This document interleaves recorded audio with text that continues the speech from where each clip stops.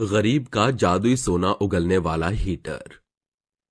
निरंजन अपनी पत्नी अनाया का हाथ पकड़कर उसे घर के बाहर निकाल देता है और उससे कहता है, तुमने जो किया है वो अच्छा नहीं किया। आज के बाद तुम इस घर में नहीं रह सकती। अभी कभी इस घर को छोड़कर चली जाओ। अब इस घर में तुम्हारी कोई जगह नहीं है। आप ऐसा कैसे कर सकते हो? मैं आपकी पत्नी हूँ। हमारा कितना अच्छा परिवार था, आपने सब कुछ बर्बाद कर दिया। देखो, मैं आपके आगे हाथ जोड़ती हूँ, मेरे साथ ऐसा मत करो। अनाया की बात नजरअंदाज करके निरंजन घर के अंदर आता है और उसके बेटे सूरज का हाथ पकड़कर उसे भी बाहर निकाल देता है, जिसके बाद वो घर का दरवाजा बंद कर देता है। माँ, पिताजी ने हमें घर से बाहर क्यों निकाला? माँ, मुझे बहुत जोरों से भूख लगी है माँ, और ठंड भी लगी है। सूरज, तुम्हें चिंता करने की कोई जरूरत नहीं है। तुम्हारी माँ तुम्हारे साथ है। मेरे होते हुए तुम्हें कुछ नहीं होगा। अनाया अपने बच्चे का हाथ थामती है और चलने लगती है, जिसके बाद चलते चलते उसे बहुत ज्यादा ठंड लगने लगती है।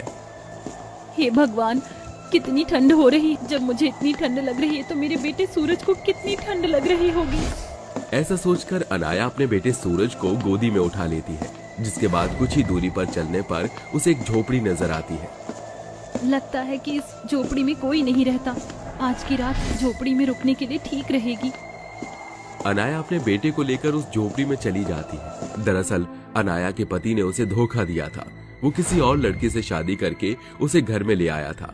जैसे ही अनाया ने किसी और लड़की को अपने पति निरंजन के साथ देखा तो अनाया ने उसके मुंह पर एक जोरदार तमाचा मारा, जिसके चलते निरंजन ने उसे घर से बेघर कर दिया।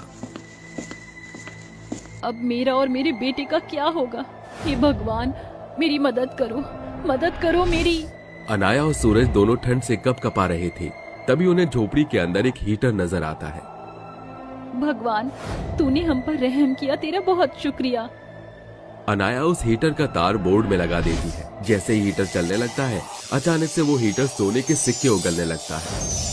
अरे ये क्या? इस हीटर के अंदर से तो सोने के सिक्के निकल रहे हैं। अनाया सोने के सिक्के देखकर बहुत ज्यादा हैरान रह जाती है। तभी अचानक से उस हीटर के अंदर से एक बूढ़ी औरत की आत्मा निकलकर बाहर आती है।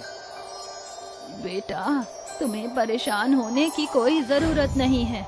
दरअसल बात यह है कि पिछले साल मैं इस झोपड़ी में रहा करती थी। मेरा ख्याल रखने वाला कोई नहीं था।